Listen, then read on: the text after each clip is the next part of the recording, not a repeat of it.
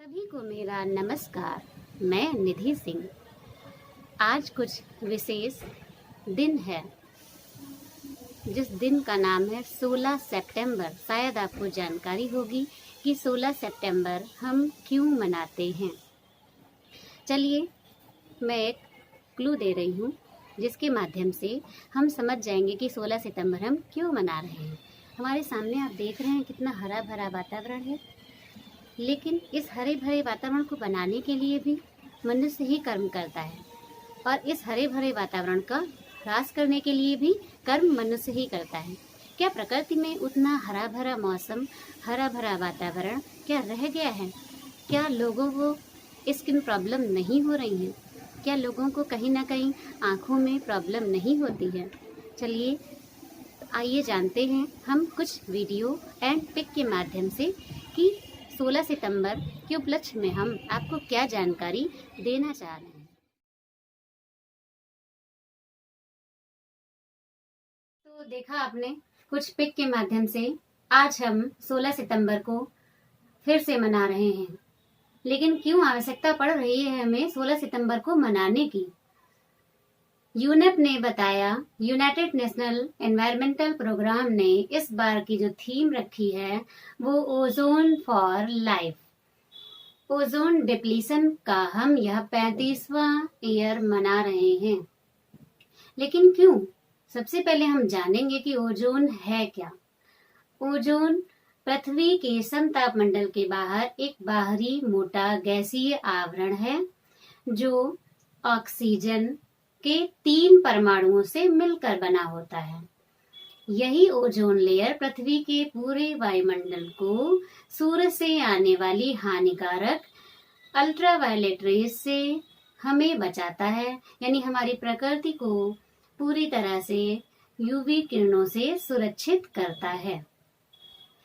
अब हम बात करेंगे कि ओजोन लेयर में छिद्र या ओजोन लेयर का पतला होना या ओजोन डिप्लीशन क्यों हुआ, क्यों यूनेप को आवश्यकता पड़ी कि वह यह जो प्रोग्राम है 16 सितंबर को ही मनाए। तो आइए जानते हैं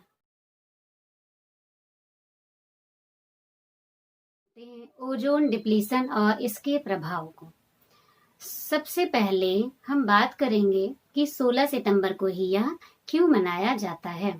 16 सितंबर को मनाने का जो यूनेप का उद्देश्य है, उन्होंने यह देखा कि 1987 में यहाँ पर ओजोन की परत थोड़ी सी पतली हो रही है। उन्हें कुछ खतरा लगा, क्योंकि उन्होंने सबसे पहले इसको रिमाइंड किया था 19 दिसंबर 1984 में, जहाँ पर ओजोन का जो छिद्र है और ओजोन की जो लेयर है वो पतली हो गई। यूनाइटेड नेशनल ग्लोबल असेंबली ने 19 दिसंबर 1984 में यह देखा कि ओजोन की परत कहीं ना कहीं पतली हो रही है। इसके लिए कहीं ना कहीं जिम्मेदार उन्होंने बताया जितने भी विकसित देश हैं वो हैं। विकसित देशों में यह डिप्लीशन का जो प्रभाव है वो अधिक देखने को मिला, क्योंकि सबसे ज्यादा जो ईंधन का दुरुपयोग हो रहा है, या गाड़ियां चलती हैं वगैरह वगैरह, एसी चलते हैं, मशीन, इतनी बड़ी बड़ी फैक्ट्रीज चलती, मशीन चलती हैं, वहां पर गैसीय आवरण का जो ह्रास है, नुकसान है, वो ज्यादा होता है। इसलिए विकसित देश इसके लिए ज्यादा जिम्मेदार हैं। तो उन्होंने पूरे वर्ल्ड की एक मीटिंग बुलाई और उसके लिए यह संदेश दिया कि हमें ओजोन डे मनाना चाहिए, जिससे ओजोन लेयर को जो खतरा हो रहा है और ह्यूमैनिटी को खतरा हो रहा है, जीवधारियों को खतरा हो रहा है, पेड़ पौधों का खतरा हो रहा है, हमारा पर्यावरण कहीं ना कहीं प्रभावित हो रहा है। इसलिए हमें एक न एक दिन ऐसा देना चाहिए जिसमें ओजोन लेयर के लिए हम लड़ सकें, या ओजोन लेयर के लिए लोगों को जागरूक कर सकें। इसलिए 16 सितंबर एक डेट निर्धारित कर दी गई है, जिसके अंतर्गत ओजोन लेयर के या ओजोन वर्ल्ड ओजोन डे को मनाने का प्रावधान क्या किया गया, निश्चित किया गया। तो आइए जानते हैं ओजोन के क्या क्या दुष्प्रभाव हैं मनुष्य जाति पर और पौधों की प्रजातियों। यूनाइटेड नेशनल एनवायरमेंटल प्रोग्राम अर्थात यूनेप ने मीटिंग करी और मीटिंग में यह डिस्कस किया कि विकसित देश और जो विकसित नहीं है उन्हें भी यह फॉर्मूला अप्लाई करना चाहिए। तो ओजोन को बचाने के लिए हम क्या क्या कर सकते हैं? सबसे पहले हम यह जानेंगे कि ओजोन के प्रभाव क्या हैं, उससे बचने के उपाय हम क्या क्या करें, ओजोन को कैसे बचाएं। तो ओजोन का जो प्रभाव है, अगर ओजोन परत हमारी पतली हो रही है, इसका मतलब उसमें ऑक्सीजन का जो परमाणु है वो अलग हो रहा है। एक ऑक्सीजन यानी मोनोक्लोनल ऑक्सीजन एटम जो होता है वो अलग हो जाता है और ऑक्सीजन अलग हो जाती है। तो ऑक्सीजन अपने आप में ओजोन नहीं है, क्योंकि ओजोन का जो फॉर्मूला होता है वो O3 होता है, यानी ऑक्सीजन के 3 परमाणु मिलकर ओजोन लेयर को बनाते हैं। लेकिन यहाँ पर बात हो रही है कि ओजोन परत जो है का ह्रास हो रहा है। तो ओजोन परत के ह्रास होने से मनुष्य जाति या पौधों पर क्या क्या प्रभाव पड़ता है? तो पौधों पे जो प्रभाव पड़ रहा है उसमें पत्तियों पे धब्बे पड़ जाते हैं, पत्तियां जल जाती हैं, पूरे पूरे प्लांट्स भी जल जाते हैं, प्रजातियां कहीं ना कहीं नुकसान हो जाती है, उनके डीएनए में चेंजिंग आ जाती है।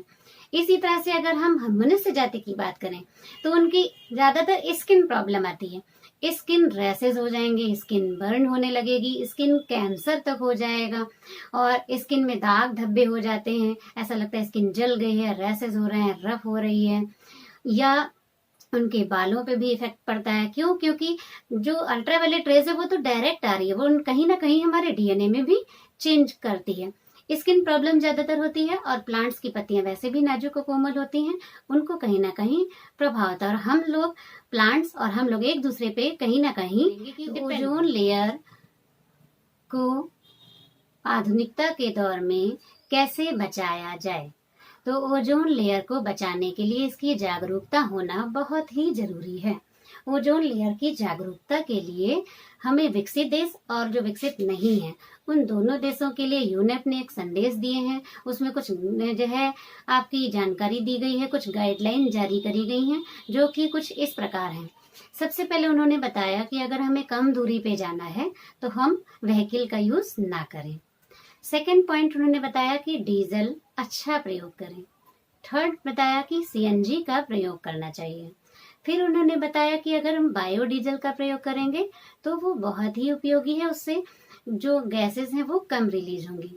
उसके बाद बहुत सारे विकसित देश और अब तो भारत में भी आप देख रहे हैं घर घर में एसी लग रही है और एसी से सबसे हानिकारक गैस निकलती है वो है क्लोरोफ्लोरोकार्बन, जिसे कहते हैं हम CFC, और एक फ्रियॉन गैस होती है जो फ्रिज से निकलती है। ये दो ऐसी चीजें हैं जो आधुनिकता के दौर में हम लोग बहुत अप्लाई कर रहे हैं, लेकिन इसके लिए कहीं ना कहीं प्रकृति का दोहन हो रहा है, प्रकृति कहीं ना कहीं ह्रास में जा रही है। तो हम CFC अगर एटम को कहीं ना कहीं रिलीज होने से बचा सकें, इसके लिए एसी की आवश्यकता अगर ना पड़े तो हम पंखे और कूलर को क्यों नहीं लगाते हैं, उससे कहीं ना कहीं हमें स्किन में भी कोई प्रॉब्लम नहीं हो रही है।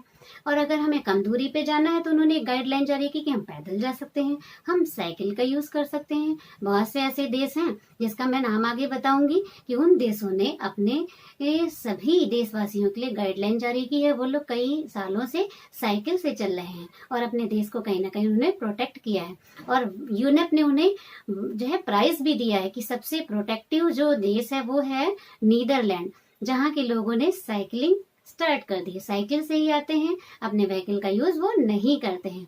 इसलिए यूनेप की तरफ से उन्हें प्राइज दिया गया कि पर्यावरण को उन्होंने सबसे पहले कदम पे आके सुरक्षा की भावना से देखा है। लास्ट में मैं आपसे यही अपील करूंगी, सेफ ओजोन सेव नेचर।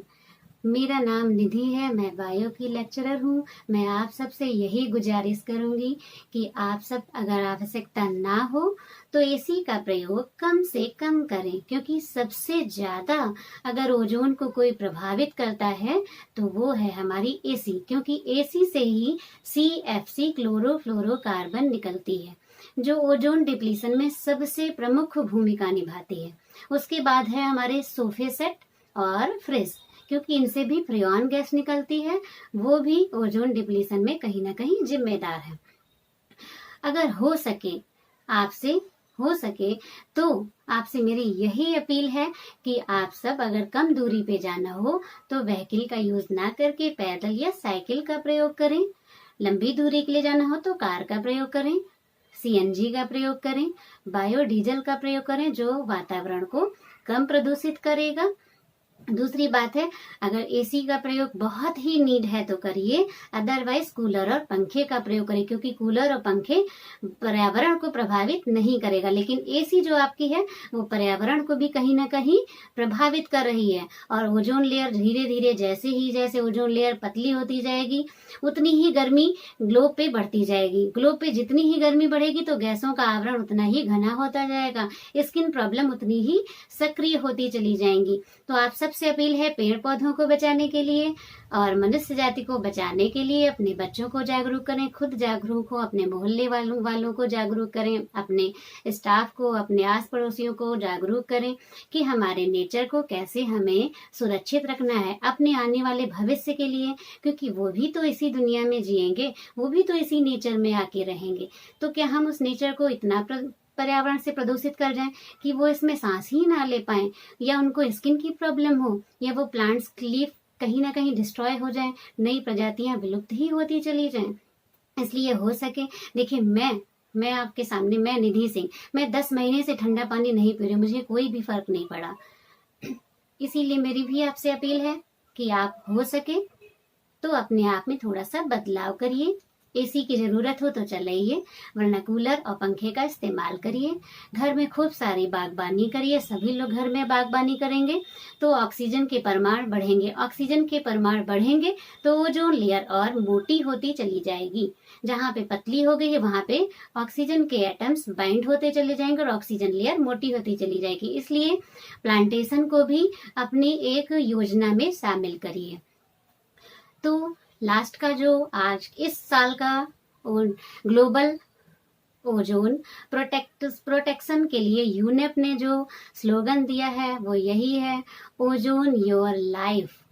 आपकी की लाइफ है, जीवन है ओजोन। क्योंकि पृथ्वी पे एक इमेजिन करिए कि अगर ओजोन लेयर नहीं होगी तो वो सूरज से आने वाली डायरेक्ट अल्ट्रावायलेट रेज कितना नुकसान करेंगी। इससे ज्यादा नुकसान तो कोरोना ने भी नहीं किया होगा, जितना ज्यादा नुकसान ये यूवी किरणें करेंगी। तो आपको ये ध्यान रखना है।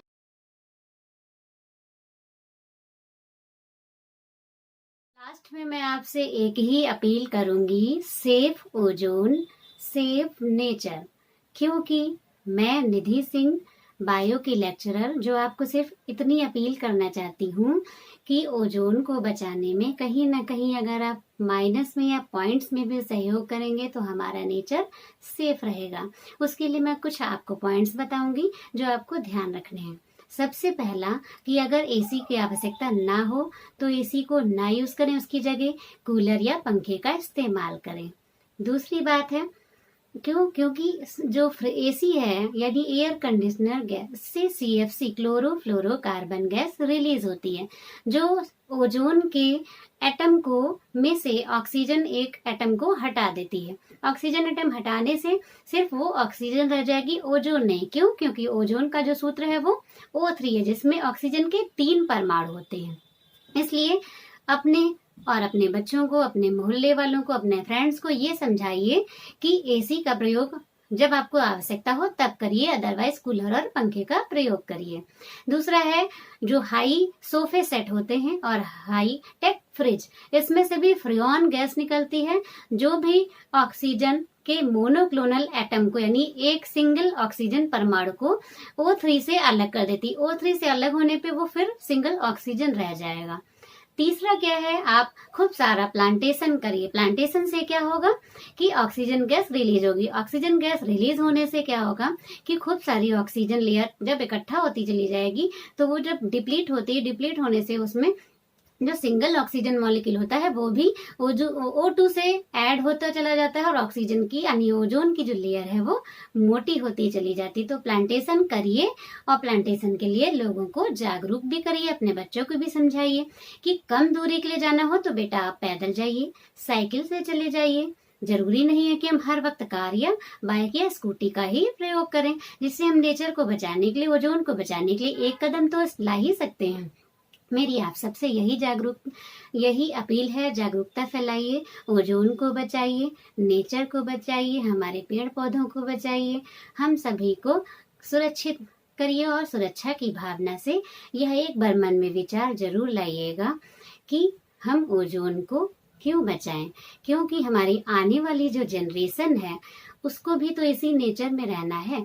हम तो रह के चले जाएंगे, हमारे आने वाली पीढ़ियां, उनसे बाद वाली पीढ़ियां को इसी नेचर में रहना है। क्या हम अपने नेचर को इतना ज्यादा प्रभावित कर जाएंगे पर्यावरण से कि वो इस नेचर में सांस भी ना ले पाए, या उनको स्किन की प्रॉब्लम होती चली जाए, या वो पेड़ पौधों की प्रजातियां विलुप्त होती चली जाएं, जो हम लोग खाते थे हमारे बच्चे भी खाएं? क्यों? जब हम सहयोग करेंगे तभी हमारी ओजोन लेयर बचेगी। ओजोन लेयर बचने से क्या होगा? जो अल्ट्रावायलेट रेज हैं वो पृथ्वी पर नहीं आएंगी। आप एक बार इमेजिन करिए कि अगर ओजोन लेयर ना होती तो क्या पृथ्वी पे जीवन संभव था? ये मैं 12th क्लास की टॉपिक में भी पढ़ाती हूँ कि अल्ट्रावायलेट रेज डायरेक्ट पृथ्वी पे आती तो शायद पृथ्वी पे ओपेरन सिद्धांत या जीवन की उत्पत्ति ही नहीं हुई होती। इसलिए आपसे मेरी अपील है कि लोगों को जागरूक करिए, स्वयं जागरूक होइए, व्हीकल का प्रयोग कम से कम करिए, और अगर करते हैं तो अच्छे डीजल का प्रयोग करिए, कम दूरी के लिए करिए, एसी का प्रयोग कम से कम करें, आवश्यकता पे करें, साइकिल का प्रयोग करें, पैदल चलें, उससे आपका वेट भी नॉर्मल रहेगा, आपका पर्यावरण भी सुरक्षित रहेगा। सो लास्ट में मैं यही कहना चाहूंगी, इस 35वें ओजोन प्रोटेक्शन यानी ग्लोबल ओजोन प्रोटेक्शन को हम मना रहे हैं, उसमें आप सभी सहयोग करें और लोगों को जागरूक करें। Save ozone, save nature. धन्यवाद। जय हिंद, जय भारत।